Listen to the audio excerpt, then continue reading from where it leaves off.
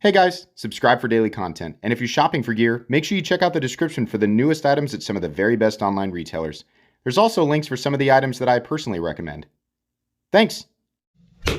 What's going on YouTube? Metal Complex here, and today I've got another short little unboxing video to share with you guys.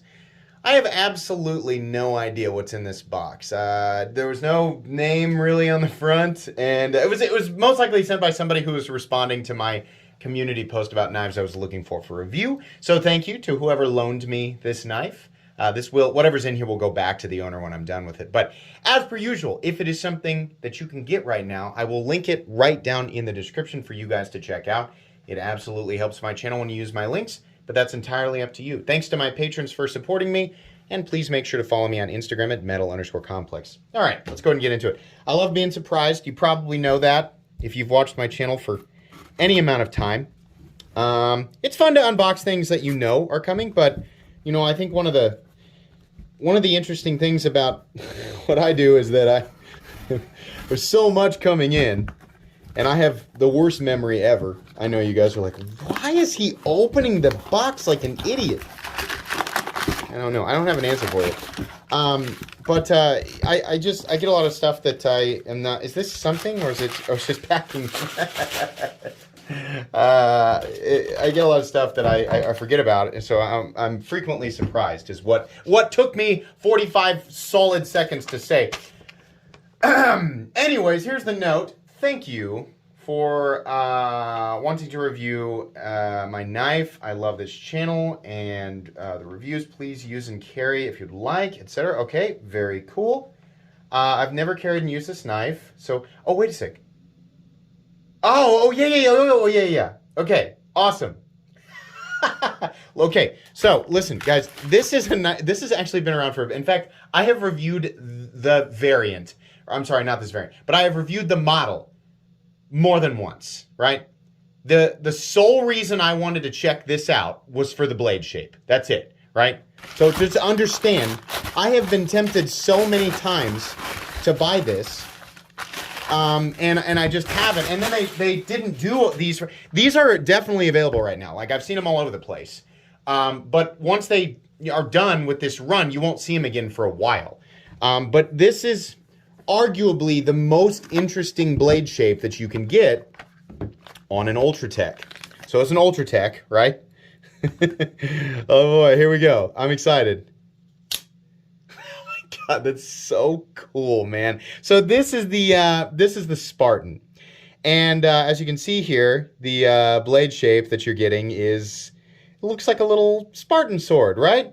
Now, I'm gonna be honest with you. The reason that I have never pulled the trigger on one of these is there's a lot of lines to mess up here, right? But looking at this, man, it looks good. How about this side? Are we there? Boy, yeah, we are. Wow. I just have to. I'm just too. I'm not trusting enough. This is not an easy grind to get right. I mean, we got to get this fuller right through the middle, right? Those holes there are gonna the way that they do them, they will definitely highlight any misalignment whatsoever, right? And then you got this fuller goes all the way up, and then it comes to a tip, and that tip really has to go perfectly in line with the tip of the blade.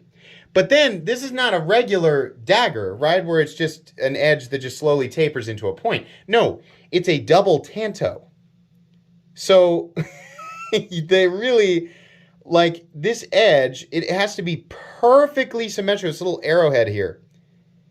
They have so many lines there that could easily end up, like, if you screwed up one line, it would screw up the entire blade. And see, now I want one. Why is this a signature series? I don't know. You know what? I can't even say that I really care all that much. So these are in 204p right now. Sometimes when you buy a Microtech, if you've ever been confused, you're like, it says the blade steel varies, but the picture shows 204p. What am I actually going to get? Sometimes you're going to get 204P. Sometimes you're going to get M390, which is literally almost exactly the same. The M390 is made by Bowler. 204P is made by Carpenter. It's the same composition. M390 has slightly more silicon, which doesn't translate into anything when it comes to actually using the thing, right? And then sometimes you're going to get LMAX, which I think is honestly better. If you have a Microtech and LMAX, I mean, this is my opinion. I think LMAX makes more sense on these knives, right? Anyways, that's what you're going to get. It doesn't really matter. They're all going to be great. This is the Ultratech. It feels exactly like an Ultratech. I got to be honest. This one in particular is really cool. This all black, and then we've got the black hardware. And this is a 2021 model. Yeah. It was March of 2021. This is actually from a bit ago. Serial number 680. So I really thought, I was like, okay, the blade's going to be cool, right? But there's going to be some goof ups. Even with Microtech, I was like, I'm going to see a goof up. I was like, there are way too many lines to get exactly right for it to be perfect. But no, I think they got it. This looks really good. Technically, right? You guys are gonna roll your eyes, right? The reason I like this blade shape so much is not only is it really unique. I mean, this is a USA double action OTF, right?